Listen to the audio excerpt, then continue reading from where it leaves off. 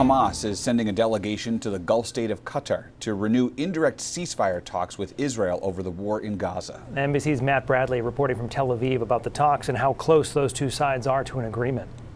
We've been hearing real signs of progress in those long delayed, long frustrated negotiations to finally bring some level of peace to the Gaza Strip, which has been complicated, of course, by negotiations that have gone on interminably long for the past year and a half. Now, we have heard from the Israelis and from Hamas saying that they have received an Israeli proposal for a new idea for this ceasefire, a 45-day pause that would bring in more aid into the Gaza Strip. It would release more than 100 prisoners currently in Israeli jails, Palestinian prisoners, and in the first couple of days lead to the release of about 9 hostages still in the Gaza Strip and maybe more than a dozen more dead bodies of hostages still in the Gaza Strip. Now, as of ever, the real sticking point here is a fundamental disagreement between Hamas and the Israelis on what the end of this fighting will actually mean.